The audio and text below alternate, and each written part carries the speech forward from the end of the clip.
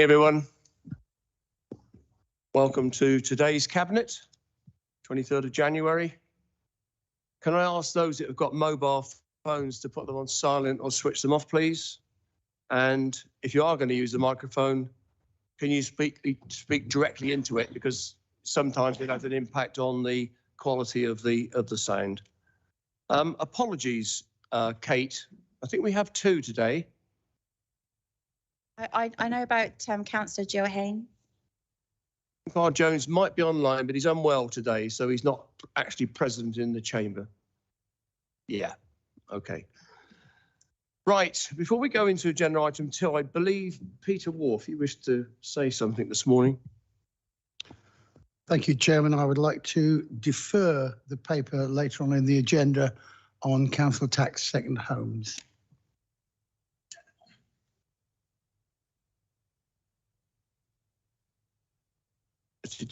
For clarity, that's agenda item 11. Can I have a seconder, please? Laura Miller. And as with all deferrals, that means it is deferred. There's no debate, no discussion, no comment. Peter, do you want to explain the basis of that, please? I do, thank you, Chair. I'm standing up because I find I cough while sitting down, and I don't cough so much standing up. So this is not any procedural thing. This is something to suit me. I'd like to thank all of those people who've written to me on second homes. There has been pretty much a blizzard of correspondence on this. First of all, in terms of context, I need to explain the timetable on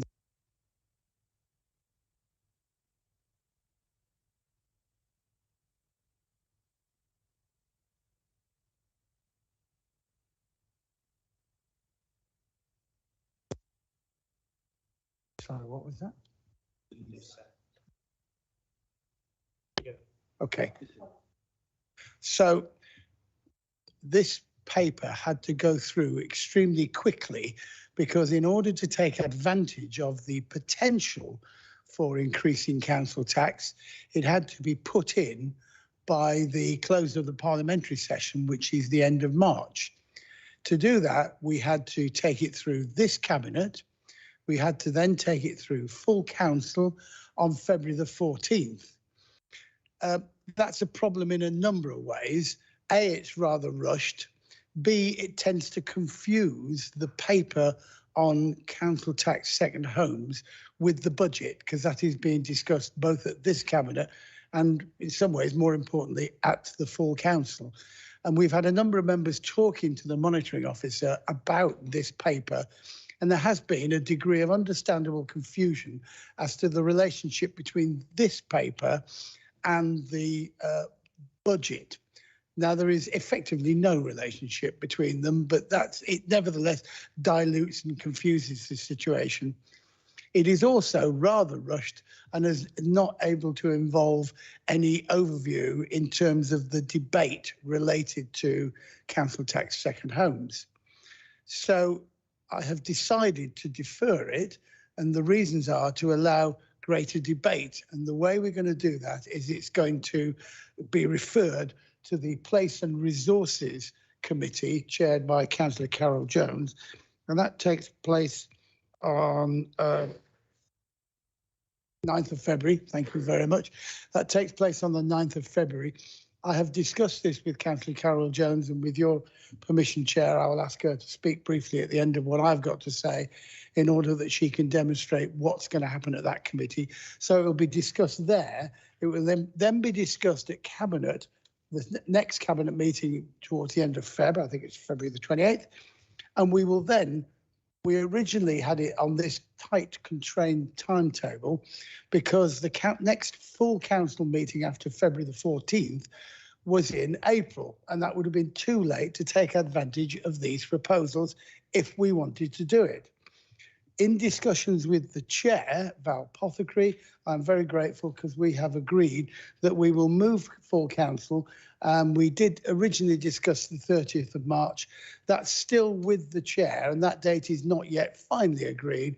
But the fact is we are likely to move it to late March in order to make sure that we are within the timescale to avail ourselves of this, should we decide to do so. We may not, but should we decide to do so.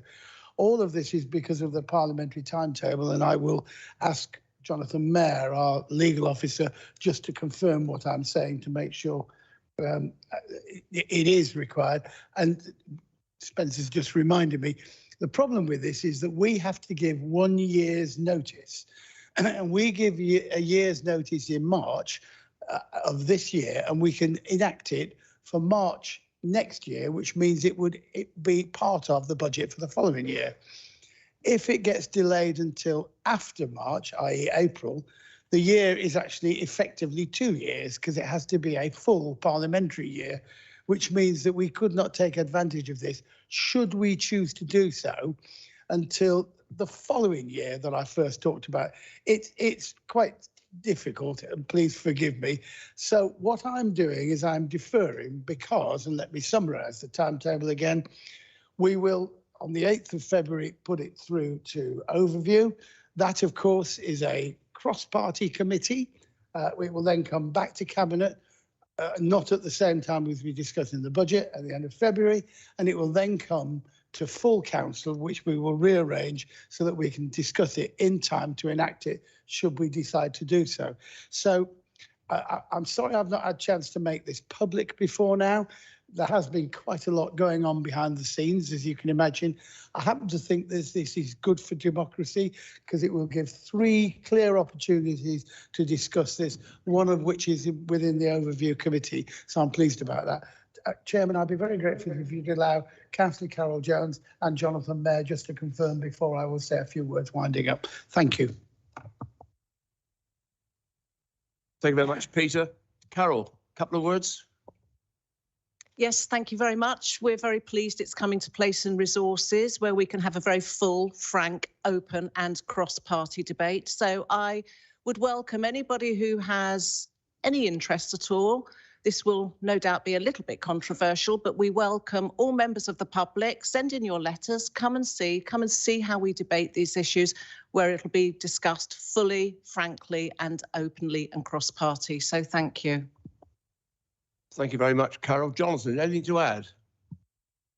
No, nothing that I wish to add, Chairman. Thank you. Right, want to sum up, Peter, then we move on. Thank you, Chair. I would just sum up by saying these 3 meetings, you can attend or you can dial in via the internet, so you'll be able to see. You can submit questions if you want to. Stephen Ford, the officer, is here, and he will submit a paper, an emergency paper, to the Resources Place and Resources Overview Committee, which will be, I think, very similar to the one that's been issued today.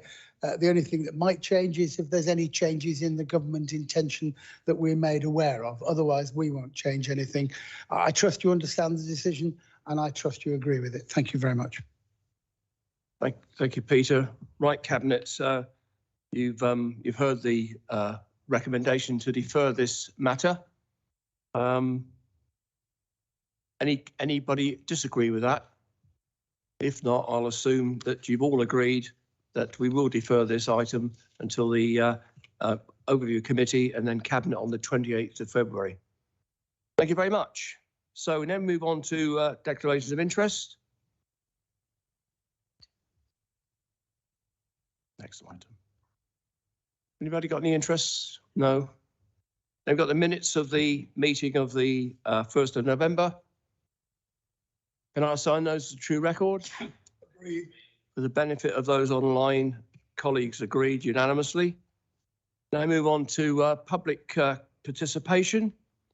And we've got some questions. We've got 3 questions, and then I'll come back. But we got to the first question is from Philip Eads. It's a written submission, and I'm going to refer to Gary Suttle. Thank you. Thank you, Chair. Well, yeah.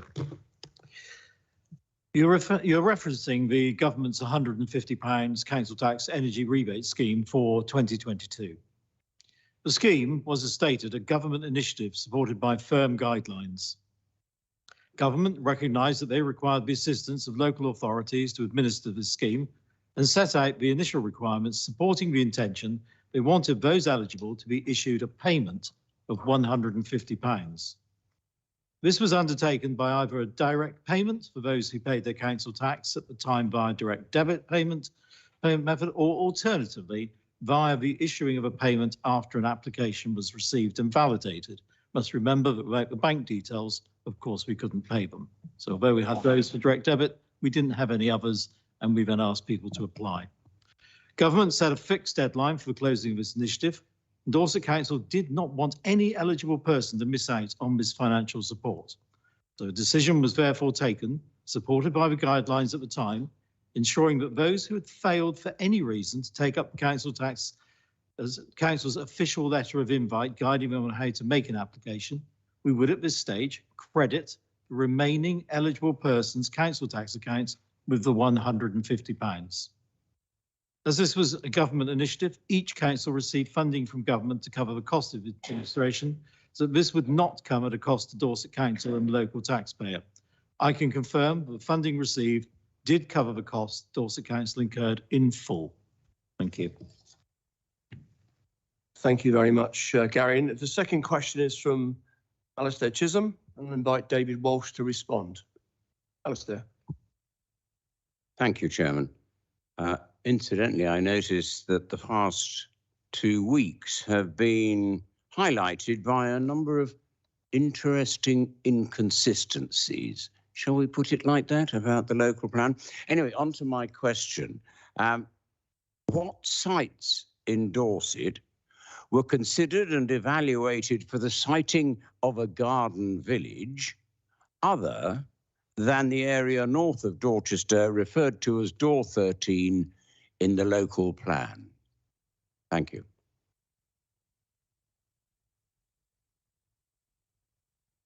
Good morning, Mr. Chisholm, and thank you for your question. The options for possible development sites in the local plan were identified by looking at all the land around each of the main towns and other larger settlements, and assessing their constraints and sustainability in order to refine the options down. The opportunity later arose to suggest potential larger development sites for the Garden Communities programme, and the only one that fitted the criteria was the north of Dorchester site. As such, no alternatives have been considered as garden communities. No decisions have been made at this stage about which sites will be included in the plan as it goes forward. Thank you. Thank you very much, David. Move on then to the third question, which is from Arthur Schaefer. It's a written submission, and I invite Peter Wolf to respond, please. Thank you, and thank you for the question. There are no suggested exemptions. However, any final prescribed exemptions or scope for exemptions will be confirmed when final national legislation is enacted, and I am unable to comment further at this time. However, I would add that as a result of the decision we've taken, we will have 3 opportunities to review the current state of the legislation planned. And at each of those opportunities, I would expect the committees or cabinet or full council to be made aware of any changes to the legislation or any planned changes to the legislation. What I've just said is not in my response because the response was made before this weekend. Thank you.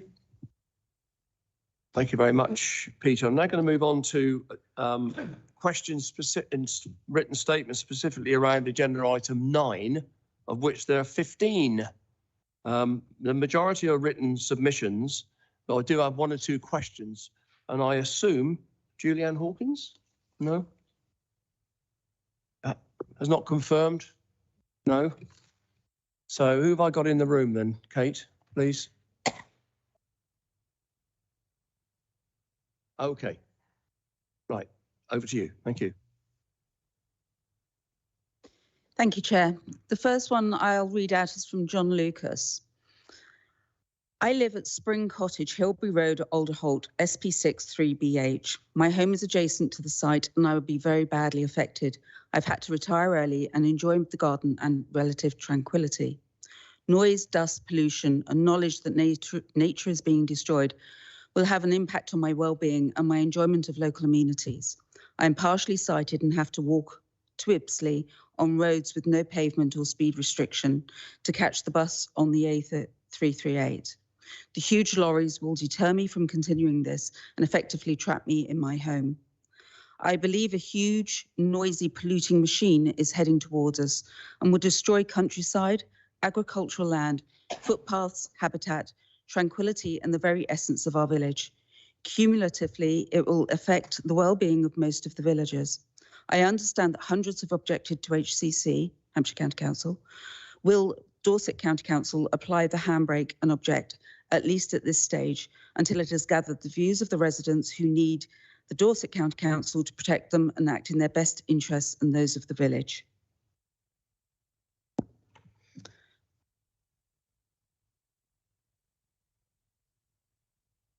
Switch me off.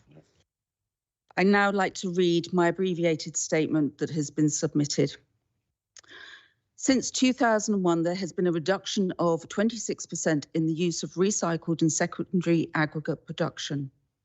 Midgham Farm was withdrawn to the officers due to the officer's report in June 1995, which recommended refusal.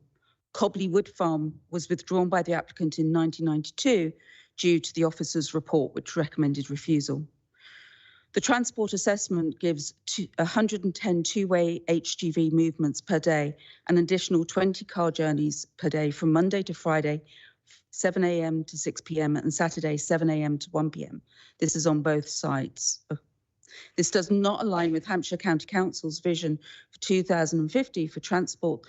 That means enabling, supporting and delivering a reduction in transport-related carbon emissions to net zero by 2050. The catchment map from Natural England, Technical Information Note TIN 208, clearly shows that Midgham Farm and Cobley Wood are within the nutrient neutrality SSSI catchment area. The character of large parts of the Avon Valley have been changed by the extraction of sands and gravel, becoming more important, and this is a highly sensitive area. Both sites are visible from the western escarpment of the New Forest National Park. Restoration of the land to agricultural use, there is no evidence that this is achievable. The hydrology, there are no hydrology reports within the partial update which can show mitigation of the adverse effect to the area. Disturbance of the water flow through the land, springs into the ditch systems to Avon River, and the Environmental Agency have identified that Midgham Farm has a secondary A aquifer. Footpaths 24, 26 at Cobley Wood and footpaths 2, 8, 7, 3, 8A, and 8B would be impacted by Midgham Farm. The PROW network in the area is being seriously eroded. Within the Hampshire Mineral and Waste Plan partial update, the SASEA interim report, August 2022, it is noted that due to the considerable extraction which has been concentrated, consideration cannot be at the time of planning application stages, as these sites would be taken in isolation, as the timing is significantly different. I urge you to object to Midgham Farm, Cobley Wood Farms inclusions and the implications of hazardous waste, asbestos, infill at Bleak Hill 2. These sites should not go forward in the next stage of the Hampshire County Council Mineral and Waste Plan. Thank you. Thank you very much, Mrs. Rowland. All the other are written submissions, which you can find on Dorset Council website. David Walsh, I know, has seen all those submissions and had conversations with officers. And I'm going to ask David now to respond collectively to all of the 15 either submission, written comments or verbal comments. David. Thank you very much, Chairman. The Hampshire Authority's Minerals and Waste Plan partial update draft plan proposes a number of site allocations in close proximity to the Hampshire-Dorset border. These include Purple Haze near Verwood, and Midgham Farm, Cobley Wood and Bleak Hill, Hamer Warren further north, near Alderholt, with the exception of Bleak Hill, Hamer Warren, proposed as a hazardous waste landfill. All are proposed sand and gravel quarry sites. Minerals must be worked where they are found. Hampshire County Council, as a mineral planning authority, is legally required to provide for a set amount of sand and gravel to be extracted every year, subject to receiving planning permission Sand and gravel is needed for construction of houses, other buildings, all of the necessary supporting infrastructure, and maintenance of all of these.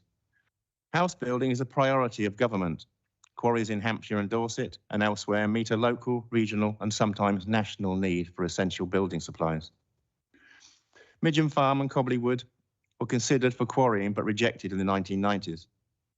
These sites were and remain environmentally sensitive, but many other factors have changed since then. Other sites in Hampshire have been quarried or are being quarried, but the demand for aggregate does not go away, although it does reduce as construction methods improve and use of recycled aggregate increases. Hampshire County Council are looking at the next round of potential sites for future quarries, as they are required to do. And this includes looking again at sites that may have been previously rejected, but are being considered again. It does not automatically mean they will be included in the plan. Quarrying can lead to impact on amenity and the environment. The issues identified regarding those proposed allocations are relevant, including noise, dust, vibration, loss of agricultural land and open space, traffic and transport impacts, impacts on biodiversity and on land with important ecological designation, hydrology, hydrogeology, flooding risks and landscape visual impacts. Such impacts can in many cases be mitigated to an acceptable level. If they cannot be mitigated, the site will not be developed. The Hampshire draft plan is at an early stage of preparation. Hampshire County Council will take all the comments made and come to a decision regarding the next steps for each proposal. There will be further opportunities to comment, including another consultation and examination before a public planning inspector. The sites proposed as potential allocations will go through further assessment, and even if ultimately included in the plan, they will still have to undergo the detailed assessment of a planning application. Dorset Council has flagged up the issues of particular concern to us at this stage, such as cumulative traffic impacts. This does not mean that we are ignoring other issues, but are waiting to see what is included in the next stage of the draft plan and whether any more information will be provided. We may wish to make further objections at that stage. We will continue to monitor the draft plan as it progresses, and should any application be submitted to Hampshire County Council, we would object to any aspects we were not satisfied with, as was the case with Purple Haze. Thank you. Thank you very much, David. And obviously you'll dwell on a bit further in more detail, perhaps when we get to agenda item 9 on the today's meeting.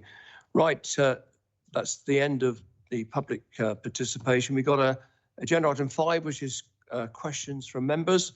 We don't have any questions. We do have a statement from Councillor Took. Do you want to comment, David?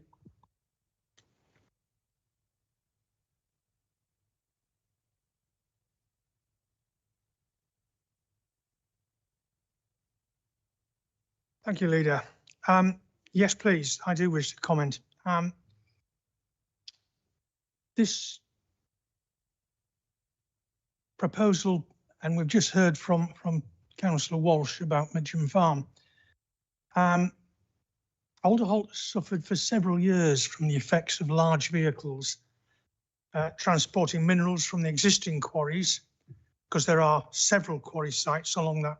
What's known locally as the Summerley Road. It's a C-class road. And it's the only realistic route between Alderholt and Ringwood and access to the A31. So this minor road has a number of bottlenecks caused mainly by the effects of these lorries breaking down the edge of the road, and which Hampshire Highways seem reluctant to repair. There have been a number of accidents along that road, some fatal, and several instances where cars have been damaged because of this. And I've also witnessed gravel lorries struggling to get past each other, one going one way and one going the other on this road because it's too narrow. The eastern end of the village as a whole will suffer from unacceptable noise, dirt and disturbance for many years should this site become operational. The draft plan itself points out that bringing this site into operation will have effects upon the protection of Dorset Heathland and the special area of conservation, special protection area and Ramsar site, the Avon Valley SPA and Ramsar site, and the River Avon SAC.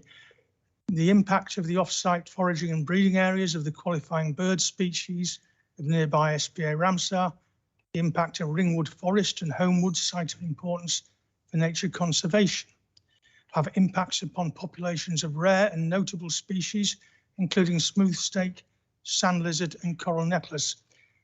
Also impacts on the amenity and uses of Moores Valley Country Park and other local residents. Issues regarding the maintenance and management of levels of permissive access and recreational use of Moores Valley Country Park via the B3081, the amenity of Verwood and Old Holt residents and local businesses. There are policies within the draft plan. Policy 13 in particular says that mineral and waste development should have a safe and suitable access to the highway network, and that consideration must be taken of the cumulative impacts from committed developments. As mentioned above, there are significant issues already caused by existing mineral extraction sites along this road. Including this site in the draft plan contravenes this important policy. It also contravenes policy 20 in the draft plan, by the way. And I believe it also contravenes paragraphs 8B and 8C of the NPPF, which are to do with sustainability.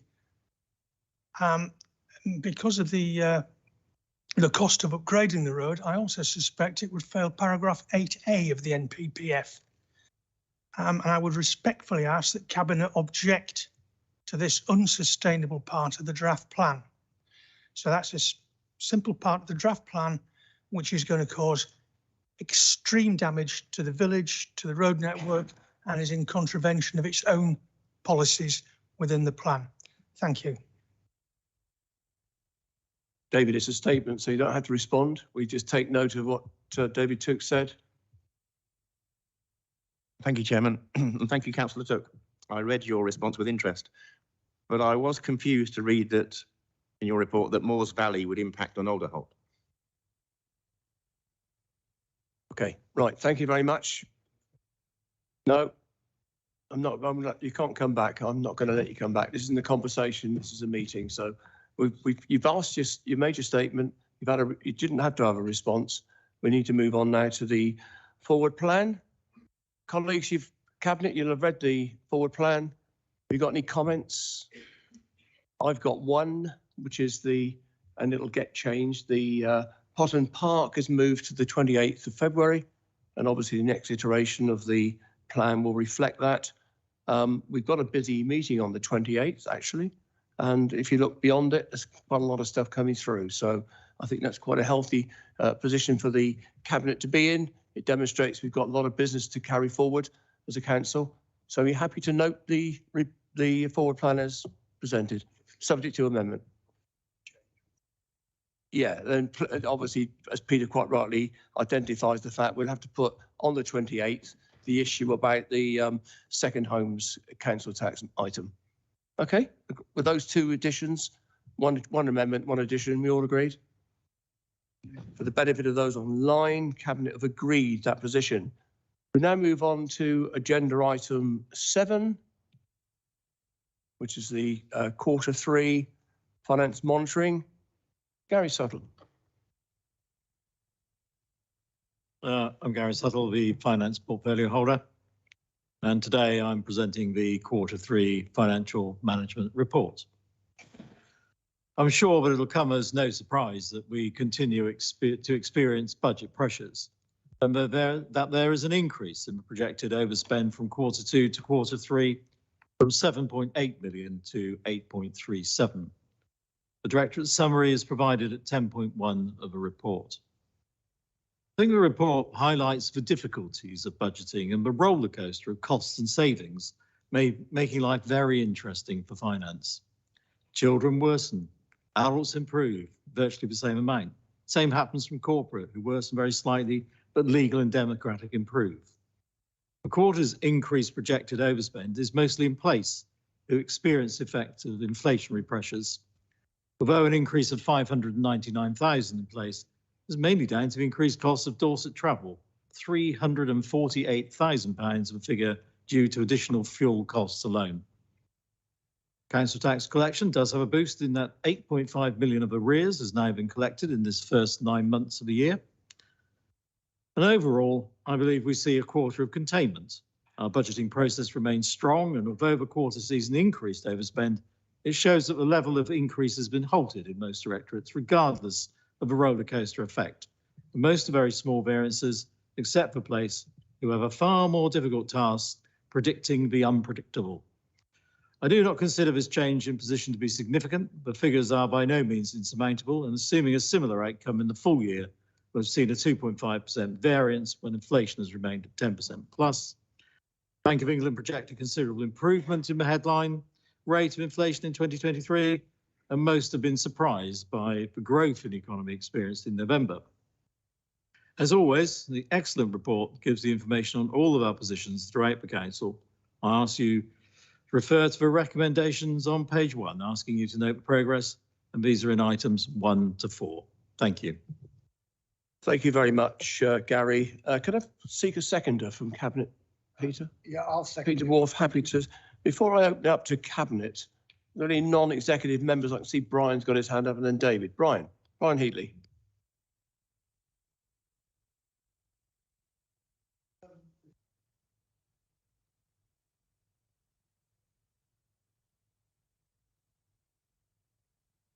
Sorry. Before I get to the matter in hand, can I congratulate Councillor Ferrari on securing nearly £20 million for Weymouth from the Levelling Up Fund. I think we should note that here today, and I'm lucky enough to represent one of the 2 wards principally concerned. Turning to the quarterly report, my eye has lighted once again on the higher needs block issue. Once again, we had a planned overspend of 10.4 million, and we're now expecting 6.5 million more than that. This is all in paragraph 1025. Now, I'm still struggling to understand this problem. It seems to me that there are a considerable number of authorities that are in this kind of problem. And if there are a lot of authorities that are in this kind of problem, it's probably more the government's problem than our problem in a way, because they can't do nasty things to large numbers of us. What I'd like to ask then is, how are we comparing relatively to other authorities who've got this problem? If we're stacking up bigger and bigger overspends and we're beginning to stick out like a sore thumb, it seems to me we will be much more vulnerable. Now, you may not be able to answer that today because I should have thought of it for a written question before, but just some qualitative sense of where we stand would be helpful. Thank you. Gary. Well, thank you for the question. As you know, I think most authorities are experiencing difficulties in this particular area. As you also know, we have an agreement with the Department of Education which enable us to have a £42 million agreement to input into the council's finances. And we've had one tranche of that. But as you quite rightly point out, the deal was based on a 10.4 million overspend at this stage, and we are running at 16.9. And that of course is of concern. And we are talking to the Department of Education and negotiating how that will affect, whether it will increase the term or whether they wish to revisit the deal. And if I could perhaps refer to Aidan, who will have just a little bit more information for you. Very much, Gary. And you want to add anything, Aidan? Thank you. Excuse me. Good morning. Aidan Dunn, the Executive Director for Corporate Development. I think in terms of the reason that Dorset Council was invited to enter into the safety valve agreement wasn't necessarily because of the quantum, wasn't necessarily the size of our deficit and debt. It was in terms of per head count, given the scale of our organisation, given the number of children we were supporting. So we were sticking out relatively, not in terms of the overall volume, but in terms of the cost per head. as it were. So that was why we were invited into these safety valve agreements, and that's why the Department for Education has been working so helpfully alongside us. I think the situation nationally continues to be a challenge, and we've seen that reflected, and we've discussed at various scrutiny meetings about the statutory instrument. So that's the way that the debt is accounted for, and that has been extended for 3 years because essentially the challenge across the nation is so hard. But I think, as Councillor Suttle has just outlined, we've got a plan, we've got a good plan. The trouble is we're not necessarily able to achieve that plan. And I just want to, if I can for a moment, what's different about Dorset is we've got a proportionately larger number of children in high-cost independent placements. And our strategy is to build and provide lower-cost in Dorset placements. And that's the bit that we're not able to achieve or haven't been able to achieve yet. We had planned at this time to have 89 more placements open than we have actually got available. And the reason for that has been the construction industry and the challenge that both ourselves as Dorset Council, but indeed Department for Education are experiencing as well in some of their own developments. We just haven't been able to build those placements fast enough. So they will get built, but it just means there's a delay to getting able to provide those lower cost, high quality placements that we want to. So I hope that helps. Thank you very much, Aidan. Before I open it up to the Cabinet, a couple of colleagues have indicated, I've got another question from David Gray.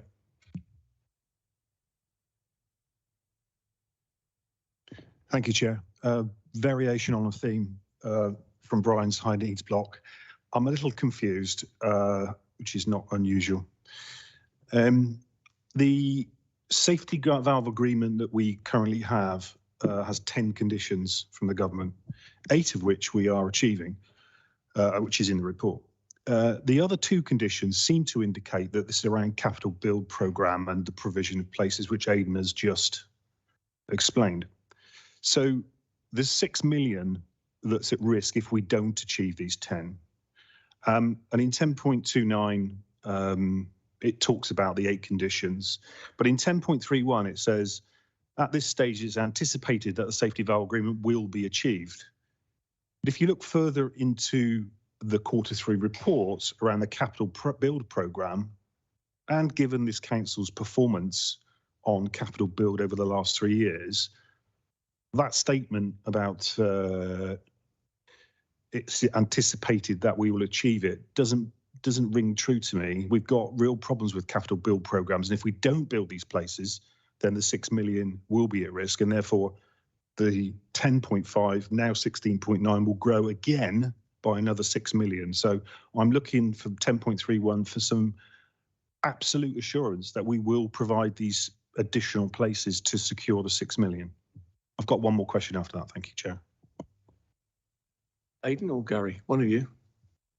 Oh, yeah, I can, I'll touch on that. So it does link to my earlier response that we and the UK in general has struggled to get the build capacity, and that's a combination of supply chain and having the skills available to get these placements built. We do remain confident that we will get them built. We've got this has been through Cabinet, we've got the governance in place. It's going to take longer than we planned. I think that's the reality. One of the factors in the next paper that you'll be looking at in terms of the budget plan for next financial year, it does talk about a capital to revenue transfer to enable us to increase the capacity in our property and assets team. And I think that's going to be crucial to keep on top of the overall programme. But I think the final point I'd make is the extension of this statutory instrument, this 3-year extension where the government's saying you don't have to account for the overspend for a further 3 years. I think that's an indication of a recognition that this is a challenge, not just for Dorset Council, this is a national context. So I hope that helps. Thank you very much. You got a second point, David? Yes, thank you, Chair. It's on sundry debt management. I did ask this question at the previous Cabinet meeting, but I'm still looking for some confidence. We have £9.5 million, which is debt that is over 3 years old, that's over a year old, sorry, 7.7 of that is in adult housing and children. I'm sort of changing my tact a little bit and saying we're entering soon into the last year of this council, and I'm keen for us to, how do we bring this 7 points? I read all the words, but how do we not carry that level of debt from adults and housing into the next iteration of the council? Because it is quite a sum. Thank you. Thank you, David. Aidan? So if I could comment on this, I think, as we've said before, and indeed under the spotlight of the Audit Committee, debt is something that we're acutely aware of and on top of, so working hard to reduce. The crucial thing about debt relating to adult care services is that it's secured, or much of it is secured. So when a resident or a property owner goes into care, the council puts a charge against that property. So the cost of those care fees for however long the resident is in the care home will be charged against the property, and that's the debt that we're talking about, until the point where the property is sold, and then the debt gets repaid. So much, or the majority of that adult care debt is secured against property. Right, let's try. Thank you, Leader. Much of our debt is out of our control and much of our costs are out of our control. One thing we do have control of is our income from our car parks. And I see the variance of 1.465 million. Some of that's due to car parking services and the machines being out of order. Now, I know that the portfolio holder has given us assurance that those machines are on order. Is there anything that we can do to expedite those machines coming into play? Because that's money in the bank for us all. Shall I direct that question to Ray?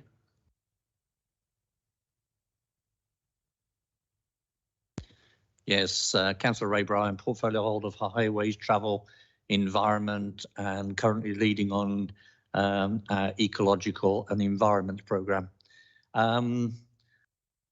Councillor Fry, you're right in your assumption that we have lost some revenue from damage to machines, theft of machines, etc. I would add that when the original budget was set, the car park charges that we were looking at going with were slightly higher. This was downgraded in line with public consultation, but it was not able to be amended in the budget, unfortunately. So we've carried that forward. So a large proportion of the 1.4 million is down to a change in a reduction in car park charges, but also it was decided by full council that we would not charge the extra hours in the evening. So we lost the revenue from that as well. On the car park machines, we're currently out to tender.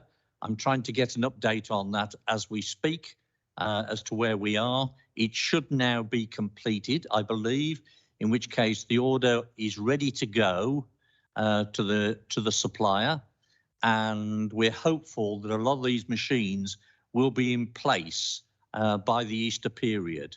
We're currently monitoring the amount of machines we've got out of action. And unfortunately, because we inherited, when we put the councils together as part of this unitary, we inherited a lot of very out-of-date machines. And certainly if I look at the west of the county, we've had a tremendous amount of problems with their machines. But this is now one council, so we need to deal with it as one council. But I am pleased to say that the order, if it hasn't already been placed, is going to be placed in the next few days. The programme is that we'll have the first 60 in by hopefully the Easter period, subject to labour availability and obviously power availability. These new machines have a lot of different advantages to them, so I'm really pleased they're coming on board, and it will enable us to collate some very good data that we can use on an ongoing basis. But I'm very aware there is a shortfall in the budget, but unfortunately it's outside of our control, in as much as full council decided that they didn't want the programme as was put forward. So we had to amend it, but it wasn't in time to amend the budget figures. Thank you, Leader. Thank you very much, Ray, for that comprehensive response. Right, going back to the Cabinet now. Andrew Parry. Thank you, Leader. In respect of a couple of points regarding the Q3 financial position for Children's Services, I would also ask members to be mindful of our welcoming approach we have taken under the National Dispersal Scheme for unaccompanied asylum-seeking children. That has been a pressure placed upon the Directorate at very short notice to increase those numbers substantially. And as we know, any request for a short notice placements invariably come at a spot purchase rate, and that is considerably above anything that would be in our planned agreements. I would counter that by saying that the work that we've done has been extremely good. It's certainly worthwhile, and Dorset can well and truly hold its head up high in responding to a national crisis. I would also want to say that I think in respect to the high needs block, yes, we have built provision and we have delivered provision in the cases of Coombe House in months, not decades. And we know that further provision is required across the county, and we have a plan to deliver that, and we are building that out. Imminently, we will open new provision for SEND sixth form in Wimborne. I know that's something that Cabinet has been very strongly in support of, as has the council. So yes, the solution is to build capacity and build our way out of this. That will bring the deficit down ultimately and meet our obligations. And I would also want to say to Council that we can't escape things like the pressure on SEND transport costs, and I continue to work with Councillor Ray Bryan and others on trying to find a solution. But finally, I would say that where we have set about making savings, and we've published those savings, we are performing very strongly in those areas. And if we weren't performing strongly in those areas, as a one-team approach, our deficit challenges would be far greater. So I would like those to be noted and thanked for everybody who's taken part in them. Thank you very much, Andrew. Mr. Wolf. Just to go back to the question on adult social care and debt, we have a monthly meeting with our finance partner who works for Aidan Dunn, the executive director for the area, where we review debt. The debt in adult social care, as Aidan so eloquently indicated, is actually slightly different from the debt you normally face. Much of it is actually secured, but nevertheless, it is large and it is something that needs to be managed. This was covered in a little bit of detail at the Budget Cafe. And my memory is that it was covered in some detail at a scrutiny committee quite some time ago. I'm certainly happy, David, to separately talk to you about it, or I'm happy that it would come to a scrutiny committee to review the performance. It is an issue that I worry about, and it is something that we are managing very closely, and happy to talk to whoever wishes to talk to about it at some time. Thank you. Thank you, Peter. I don't see any other member of the Cabinet indicating. Ray. Yes, thank you, Leader. Part of the presentation that we've been given by Councillor Sutler and Aidan highlighted the costs that we're picking up going forward, which are totally and utterly out of our control. The one issue that got raised was fuel. And if I can just highlight, in 2021, we were paying mid-80s pence per litre.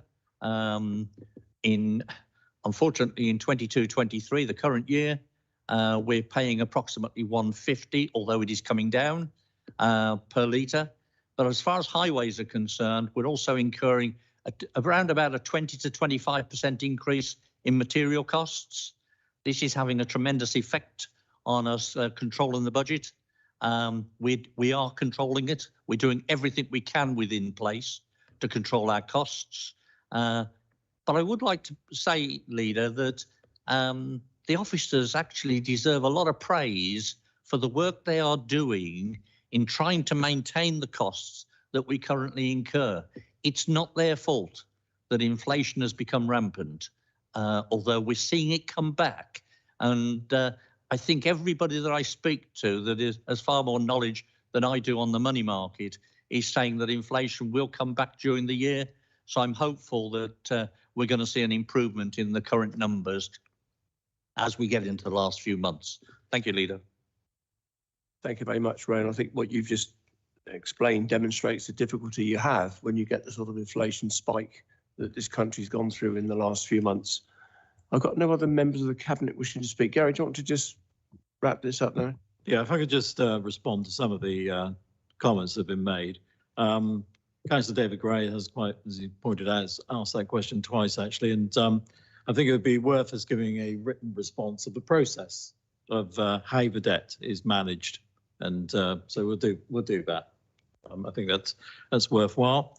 Going to high needs block, the most important thing here is to recognise that government have moved the back to 2026 when the debt would have been recognised on our balance sheet in 2024, and that deficit would then take reserves out of our council usage.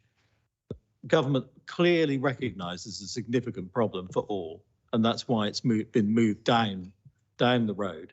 That gives us the opportunity to concentrate on the build, and I'd say that it's a really been a very difficult time to recruit and to get things done. And you can see from a capital programme how far behind it is. That's not intentional. That's just purely as the sum of it, whether it be build costs, build materials, pandemic, all of these things have sort of conspired against us a little bit there.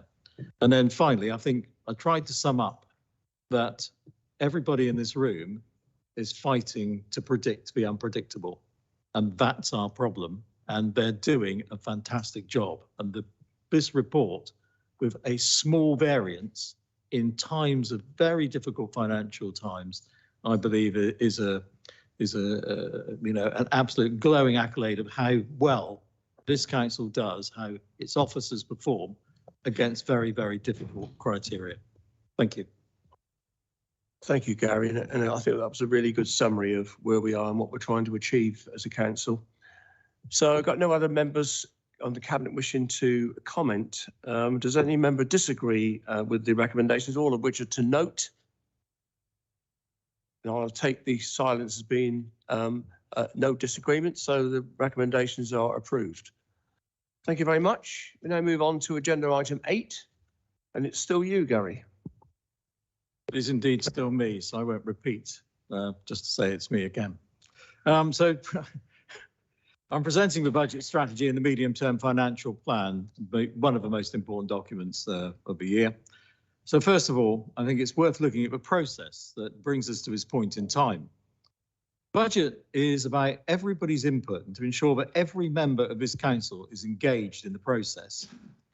We started in October reporting our initial findings and continued to report the improvements, our line of thought as the year progressed, culminating in a strong budget cafe process, 2 excellent meetings with many members attending and giving insightful comment. I thought the meetings gave the information that we needed to consider the budget, and this in turn leading to members having a better understanding of the issues and allow better and informed discussion.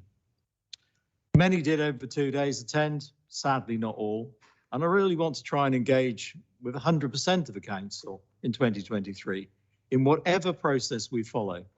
Those that did not attend, I hope will come back to me or Aidan with what they believe led them to not be part of this process. Also, I'd like to thank the scrutiny chairs, who had 2 really positive days. Working with them to ensure the process remains robust will be as essential as we move through the coming year. As you know, our task is to set a balanced budget to adhere to our legal obligations. And budgets are about informed assumptions now, as I set out in 11.4 of the report. And of course, having followed the process to the position we are in today. In summary, those assumptions are the council tax will increase by just less than 2%.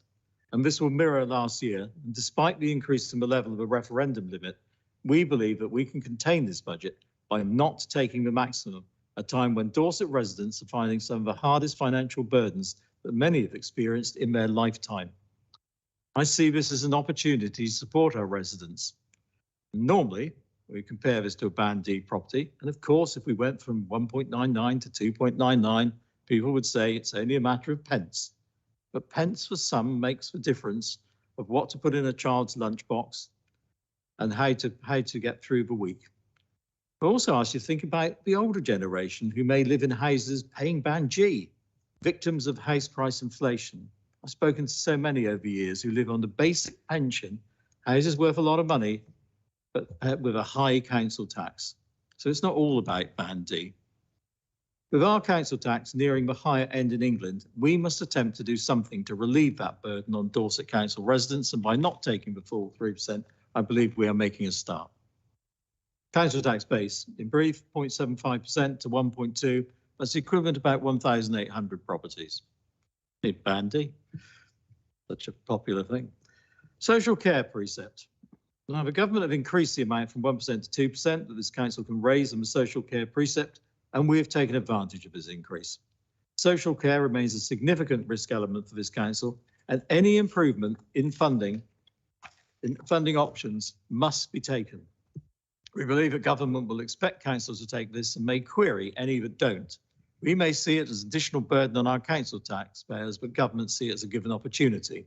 Sometimes we must beg to differ. Business rates growth. Maybe not quite what it says in the title, but it's a welcome funding option from government. In reality, the business rate multiplier, the amount your rateable value is multiplied to get to the actual business rates demand, has been frozen at 0.499 pence a pound. As this will increase in real terms, our own collection will decrease in real terms, our own collection. Government will compensate us for the loss. And as explained in 13.7, we adopt a very prudent approach and do our own calculation based on our own local knowledge, which we believe is far more accurate. Pay award, we increase our assumptions to 4%. This is a nationally agreed settlement. Last year saw a substantial increase, and this was very much deserved settlement. We think it unlikely that it'll be as high this year. But we have doubled our original thought process from 2% to 4%. I've had discussions with some who think we're higher than is necessary. Equally, I've had the similar with those who think it should be more. I believe that in the projected falling rate of inflation and the higher than anticipated settlement last year, 4% is a reasonable option for the purposes of this budget. General inflation. A figure of 6% has been included, the most difficult of figures to provide. Inflation is currently higher, but predictions are as diverse as negative inflation by the year end. But my thoughts are that inflation does not cover all our expenditure. Staffing is one of our larger costs, is governed by national pay awards. Many contractual arrangements over periods of time beyond this year and are therefore outside of the scope of the inflation burden. And so the amount of budget expenditure exposed to inflation is not 100% of our budget sum. As such, I believe that this is a fair level to input. Going back to the Q3 results, the inflation pressure in the last 3 months have yielded just 599,000. We can't say that inflation is contained, but we're far better informed this year, and the majority of rising inflationary factors are already within our costs. Fees and charges, we're increasing at 5% and around half the rate of inflation in fees and charges, an inevitable fact of life. I understand there's some concerns over some charges, but some costs have to be passed on, and at 5% as an overall average, I believe we have pitched at the right level. What we cannot and should not do is increase at the rate of inflation and use that as a defence. We must be realistic in such charges, make sure they remain competitive, and deliver the service they charge for. Pension, light at the end of the tunnel, actually something going back the other way, which is welcome. This is a sort of canter through what is a very complex and informative document. And on additional matter, please note the council will use a contingency sum of 8.2 million, representing 2% of the budget. Since the formation of this council, we've delivered savings of £76 million with the remit of maintaining services. This budget continues to deliver that remit, and by not taking the full council tax increase available, begins to address the position that Dorset residents will no longer be paying the third highest council tax in England, something that I've been very conscious of from the day that the unfortunate luck of getting the job, which I'd like to thank the leader for. So I'll move on to do you want me to do the medium-term financial plan? It's all in one, really. So it's far briefer, thank goodness. Medium-term financial position, referring to section 19 of the report. This is a 5-year position based on acceptance of his budget. It's an improved position from a year ago. It gives us a real chance to address our issues in the future. But as we are aware, in the levelling up legislation coming to Parliament, it's possible, but by no means certain, that we will have the ability to double second home council tax. I know that we've deferred this, but it is an important part from this medium-term financial position. It's a possible 10.4 million, albeit in my opinion, It will be much lower as people move over to business rates and perhaps come to live here permanently. It will make a hole in the medium-term financial deficit and year-on-year income that will bring down the predictions. Overall, most of the income-raising opportunities still mean that Dorset residents pay the bill. However, we continue to lobby, not for sums of money from government, but a real change in the way in which funding for rural authorities with ageing populations is calculated. Until that changes, Dorset will remain underfunded in real terms. Our council taxpayers will shoulder that burden, but it's our duty to do what we can to keep that burden as reasonable and controlled as possible. The recommendations of this report are set out on pages 1 and 2, and they number 1 to 12 and are for your consideration. Thank you. Thank you very much, Gary. Before I open it up to the Cabinet, I think I've got Shane and then I've got David.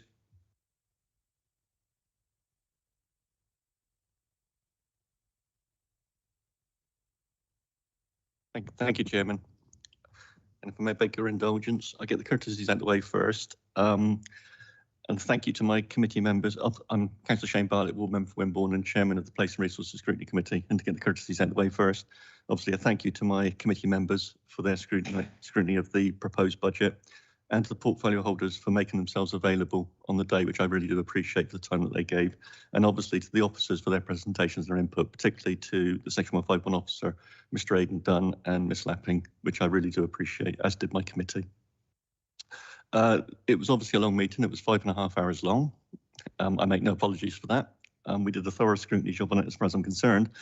And I think it brought about 18 responses and recommendations to your Cabinet, which is laid out in Appendix 7 of the report. And I'm very appreciative that what we have handed to you has been in the most part agreed, or has at least been noted.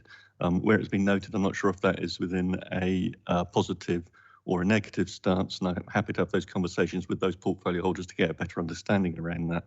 But I do thank you all for your time. I just want to say that the Place and Resources Scrutiny Committee acknowledged that the budget paper before them had a number of assumptions within it. And this is due to the fact that there was insufficient time given to them to do the full number crunching due to the financial settlement coming from government so late. And as is laid out within the Appendix 7 as one of the recommendations from the Scrutiny Committee, to give hopefully a stronger arm to yourself to go to government, to explain to government that we really need that financial settlement by October in order to do the proper budget setting. Not that we haven't done the proper budget setting, it would just make the officers' lives a lot easier. Also within that is the laying out of the fact that we need a 3 to 5 year financial settlement term so we can do the strategic thinking. I don't believe that there is a single member in this chamber or an officer within this authority that would disagree with that. I'd also like to say that within the recommendations, with your indulgence, Chairman, there was 2 that I want to bring forward. This would be as me as a personal member rather than from the committee, because we couldn't do it within the committee. One of those surrounded planning. There was a conversation within the meeting around planning, with a view that there was a risk to budget within planning, and it surrounded member training. The Constitution as laid out in the wording, I believe, is ambiguous in terms of mandatory training for planning officers. The initial training is mandatory to sit on the planning committee, but I do believe that that Constitution, the wording in it, needs tightening. And I thank the portfolio holder for planning for involving me in conversations that continued after the meeting. I'm grateful for that.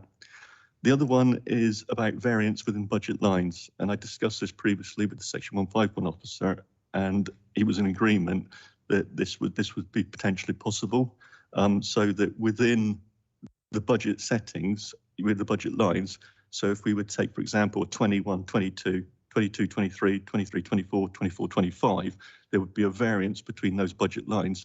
And it would be an indication then for the members, who the vast majority don't have any accountancy training, such as myself, but it would be an ideal opportunity for the members to then get a clear understanding of where those budget lines over that period of time.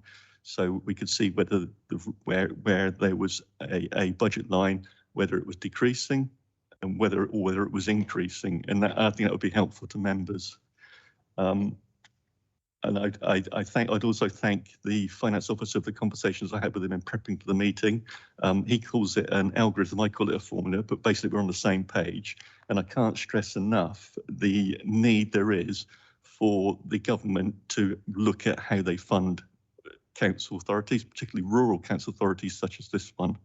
And I'm happy to have a conversation with the portfolio holder around the proposal to set up cross-party task and finish groups to look at how we formulate the budget going forward. That's a conversation I know that is not for here, and we need to, but that can take place outside this room. But I do believe it would give the council authority and the members within the chamber full ownership of a budget going forward. And we know that 24-25 is going to be difficult. And we also know, Chairman, that while we have a strategy to bring about the budget gaps down, the fact is that there's inherent risk with that, particularly if we don't get the support from central government. And by 27-28, we could be looking at a £30 million plus budget gap again, which the whole reason for us coming together as the unitary authority was in order for that not to happen. But because of the lack of funding from central government, it's still continued. There is still nevertheless that inherent risk. Thank you, Chairman. Thank you, Shane. Well, I've got the opportunity to just say I've had a look at, I attended all the scrutiny meetings, the cafes and the 2 individual committee meetings, and I read all the notes that came out of that. And I'm pretty confident that the points that you've raised will be looked at, will be dealt with in an appropriate way. I like the idea of persuading the government to give us a settlement earlier, and one that's over multi-years, and one that takes account of rurality in its factors, all of which I'm sure we've already highlighted to government. But thank you very much for that comment. Right, David Gray.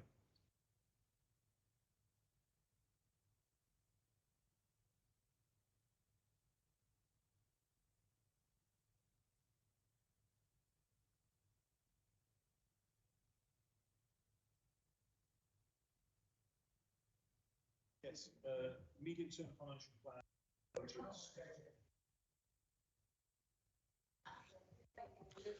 Thank you, Chair.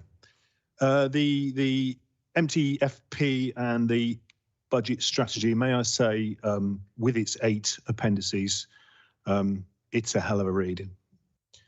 Can I say to Gary that and the officers that wrote it, it's really detailed, and you have to read it a few times to get the detail, particularly around capital funding and the sort of medium term. Can I plea, though, that when we put executive summary, that we actually make that an executive summary rather than the conditions of which it was written in, because in true executive summary style, we could engage more people by just giving the headlines of the medium-term financial plan and the budget strategy report, rather than make everybody read every single line, because it is quite detailed. So rather than the conditions of which we've written the report being the summary, what's actually in the report as headlines might help us engage more people. But it's well written. Thank you. Thank you, Dave. You know what the old adage, you can take 10 hours writing the report and 20 hours doing a précis so that everyone can understand it. But I take your point. It's well made. Paul Kimber. Thank you, Chair and fellow councillors. I just wanted to look at the pay award. As you know, over the years since I've been on this council, I've always, well, my priority has always been the lowest paid. As I can see on there that the original assumption was 2%, and it's now gone up to 4%. As all of us know in this room, that the public sector are having a massive year regarding pay claims. The 4%, is that our just Dorset's own assumption, or is that a national assumption? I realise that the pay award is done nationally, but and we then have to budget for it. And I just wondered whether that 4% was a sort of a national prediction. Thank you. Thank you, Paul. I'll get you an answer. The Chief Exec's going to have a go at it.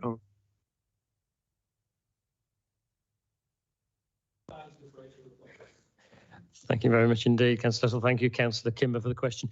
As you quite rightly point out, we are part of the National Negotiating Scheme for salaries. 4% is our assumption. However, anecdotal evidence would suggest that councils across the country are budgeting at around 4%, so some below, some above. But I'll give the same statements I give to staff colleagues and to union colleagues when I talk to them. We're part of that national scheme. We've committed to it, and we will honour what is negotiated as part of that national scheme. It's one of the reasons why we have a central contingency, and that was certainly evident this year, because the scheme where we paid a flat rate, 1925, to every single member of the staff, regardless of their rank, was paid, and we had to support that out of central contingency. But our best estimate is that we think that pay award nationally be around 4%, but we'll wait and see what comes out of those national negotiating schemes, and we will honour that. For that, right. John Andrews.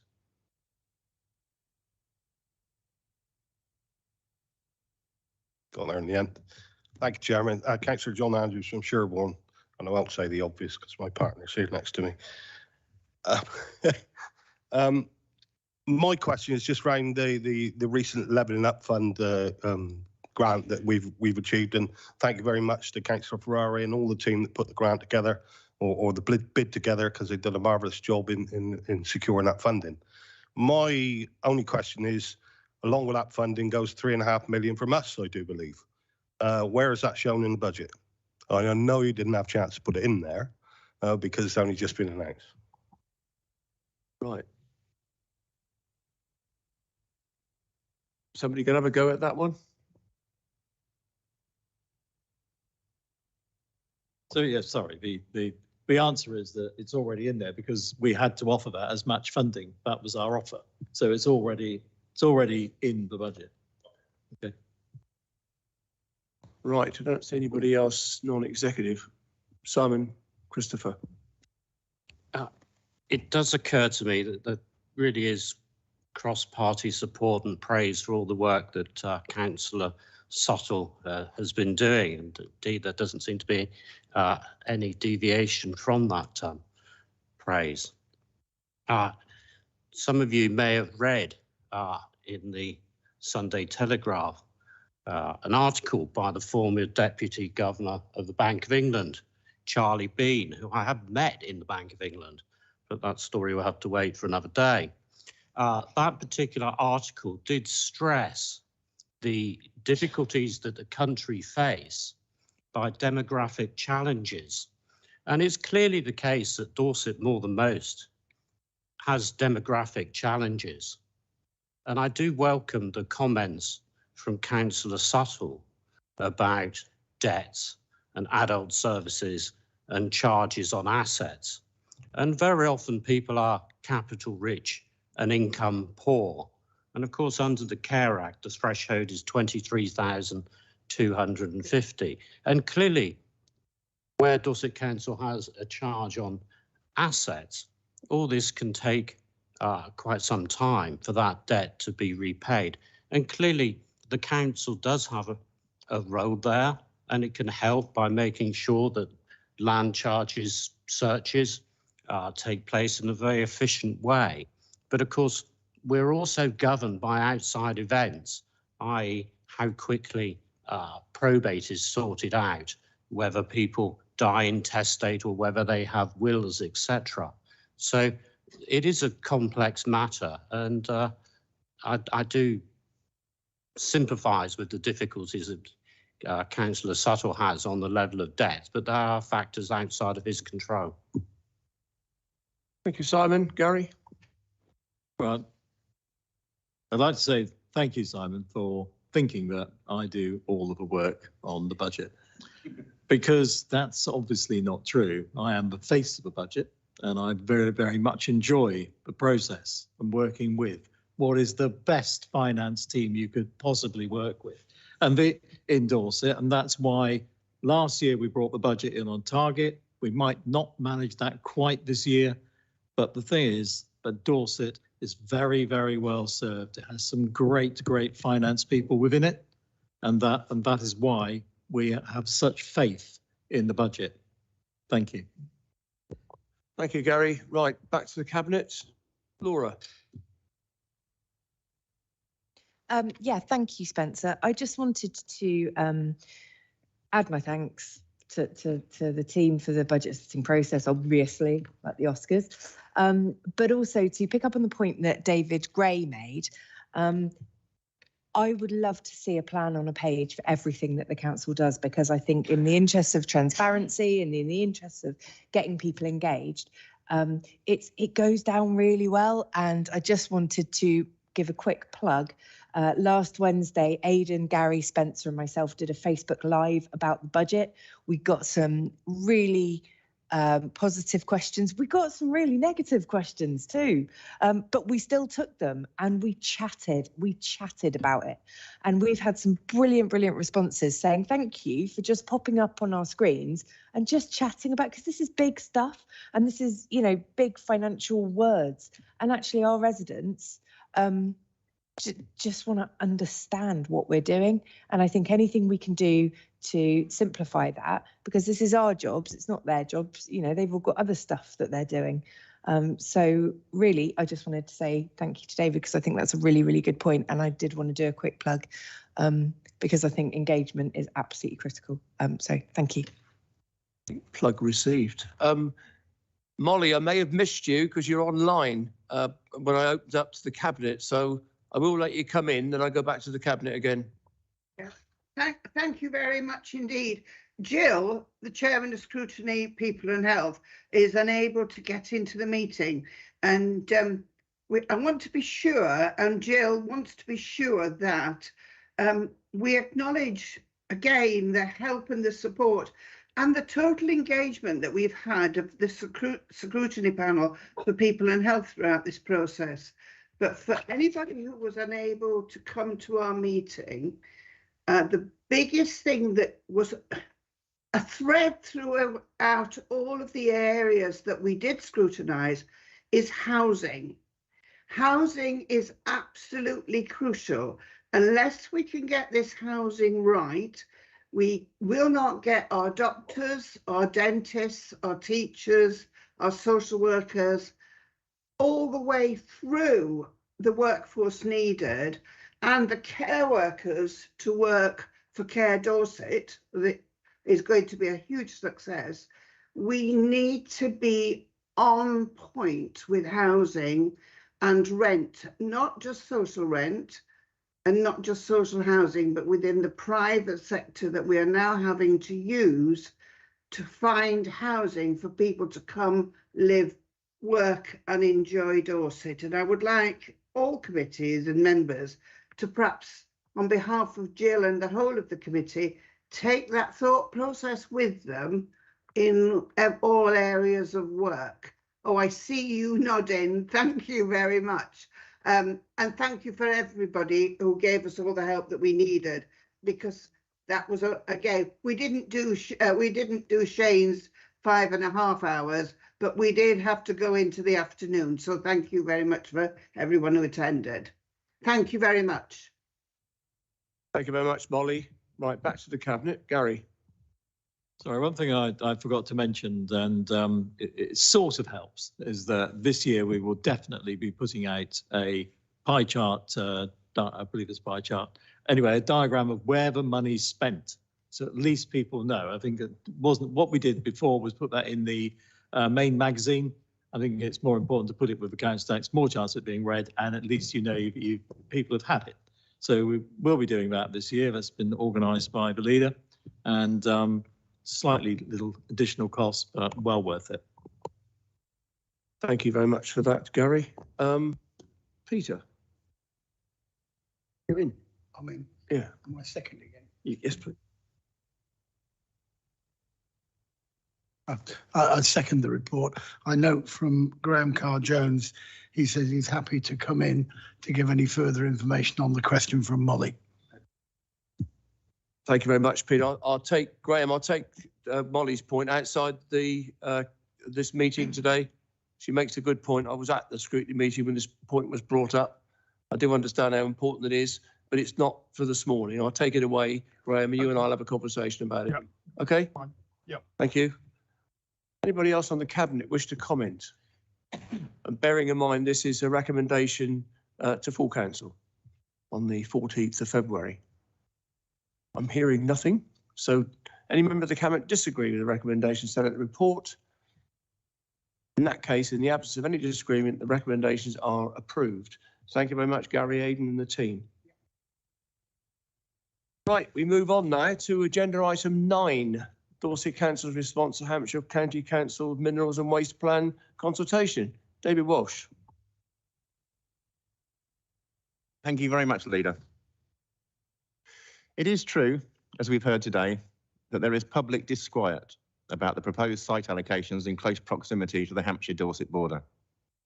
And can I urge all those that have taken the time to contact Dorset Council and your MPs to direct your comments, objections to their minerals and waste plan to Hampshire County Council.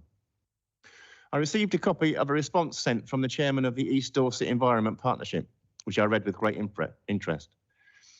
And I'm very pleased to know that the partnership's response has been sent to Hampshire County Council.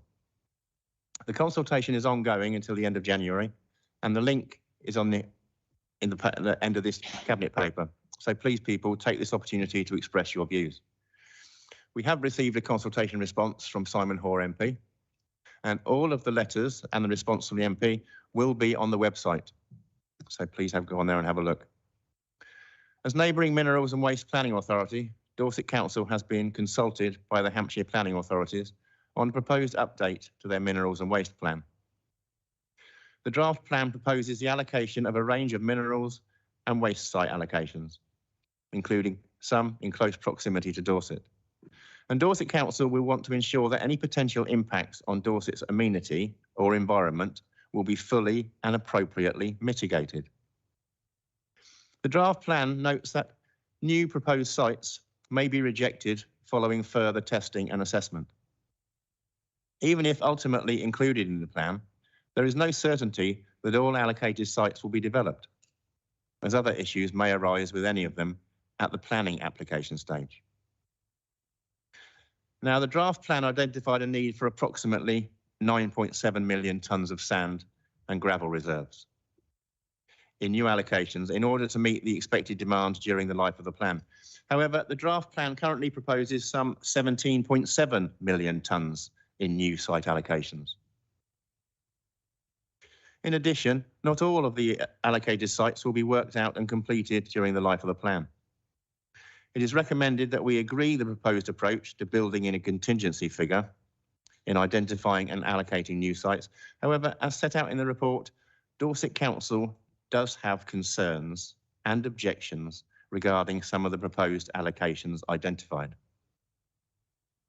Provisions of minerals and management of waste are integral aspects of life. But these operations can lead to environmental impacts. Dorset Council has no direct control over proposals within Hampshire, but notes and supports Hampshire County Council's commitment to mitigating such impacts, particularly the effects of climate change through the proposed policies of the draft plan. This report flags up cases, for example, with the potential impacts of the proposed Purple Haze allocation, or with traffic using the B3081 to access the A31, where development in Hampshire could have an impact on Dorset's environment. In these cases, we will want to be assured that impacts can and will be appropriately mitigated, and we will continue to object to the detail of such proposals until our concerns are appropriately addressed. I would like to emphasise point 6.8 of this report, that the potential for cumulative traffic impacts needs to be carefully considered, and the plan should contain clear evidence that any adverse impacts can be satisfactorily mitigated, should they arise.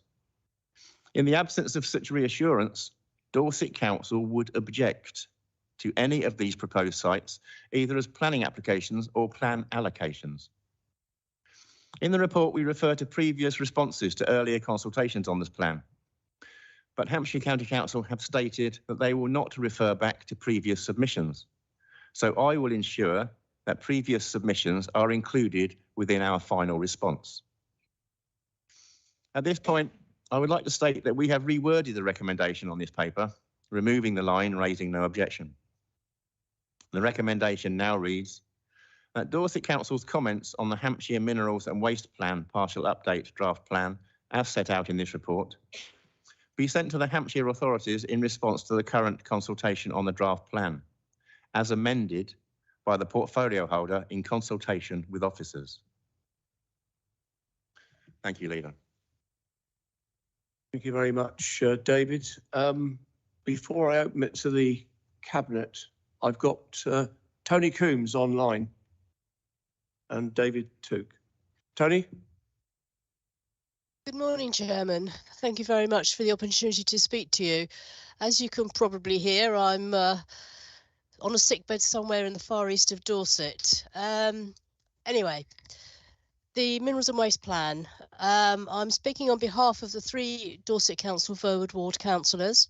I would like to register our objection to the retention of the Purple Haze site location in the Hampshire County Council Mineral and Waste Plan review.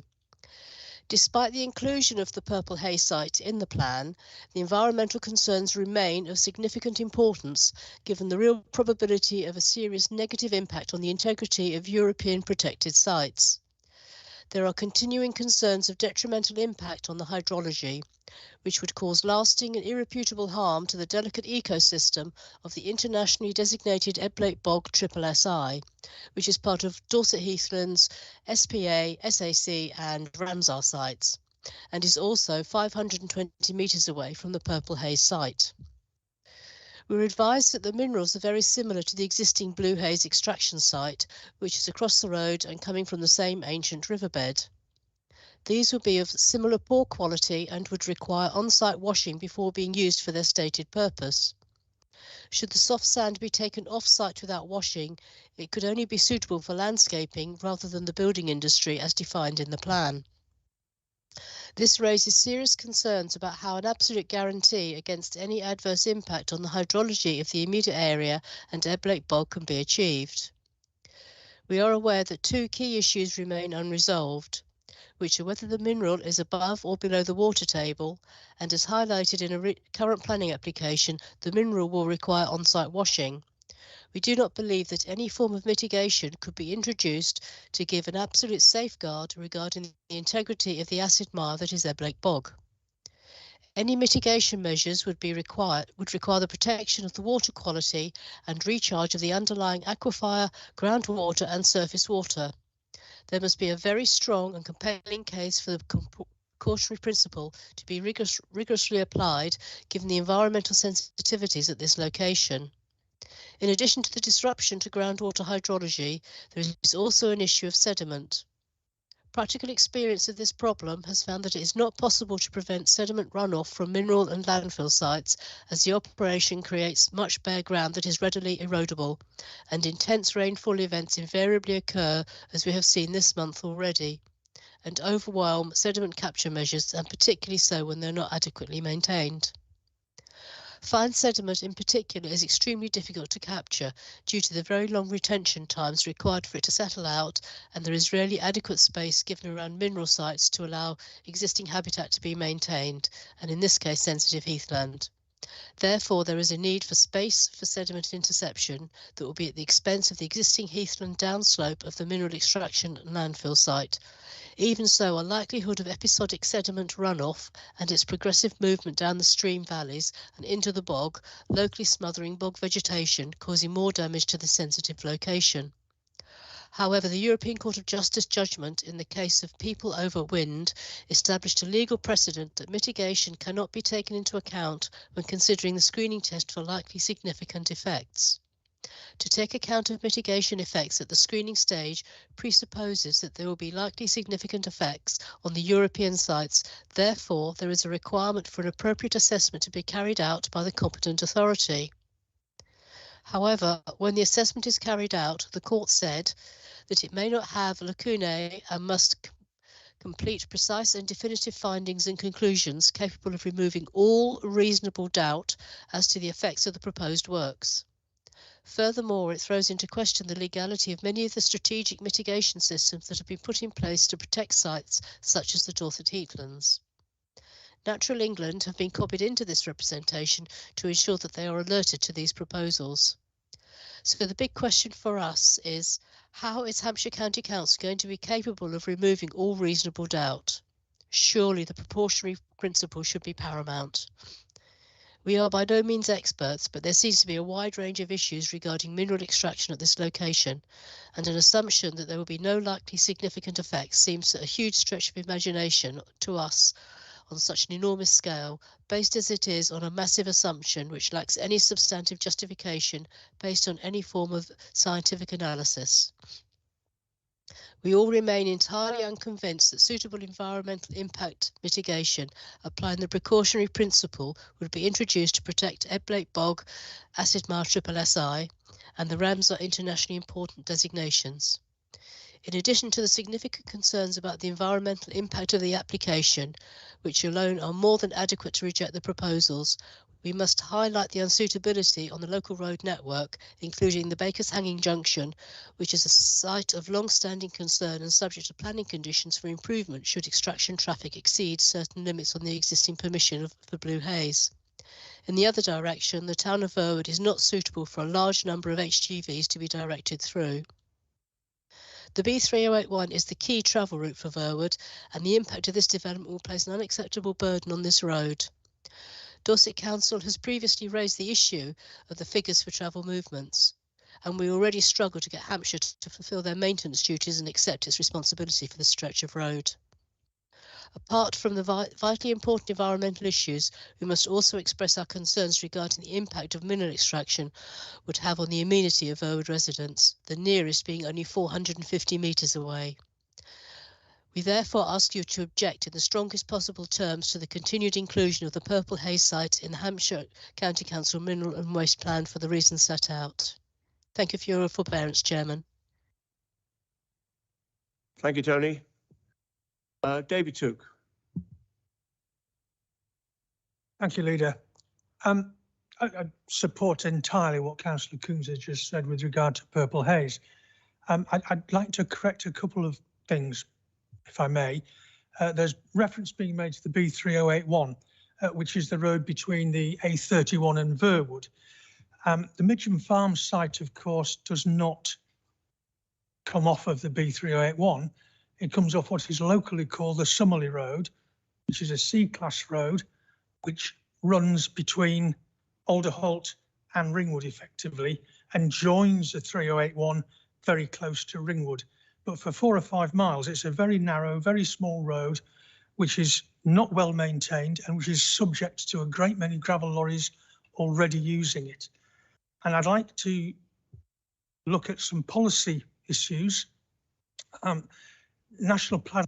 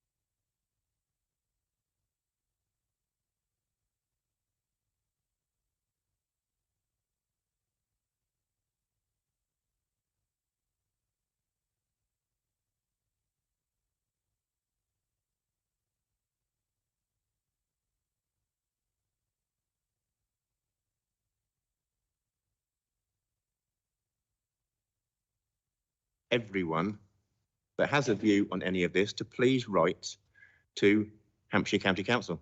The consultation ends at 5 o'clock on the 31st of January. That's not far to go. So please, will everybody object to this? I'll be working with Trevor Badley at the back there and Mike Garrity to strengthen up this response that we send forward. So thank you for all your input, and let's tell Hampshire what we think. Ray. Yes, thank you, Leader. First of all, I'd like to place on record my thanks to Hilary Chittenden of ETAG for the response she put in. As always, very professionally done, very detailed and very factual. So my thanks to Hilary. My concern going forward is that all the transport is either going to go along C roads or B roads. If it doesn't take the C road that Councillor Took is mentioning, it will find its way through Verwood and use the B road down to join up with the A31.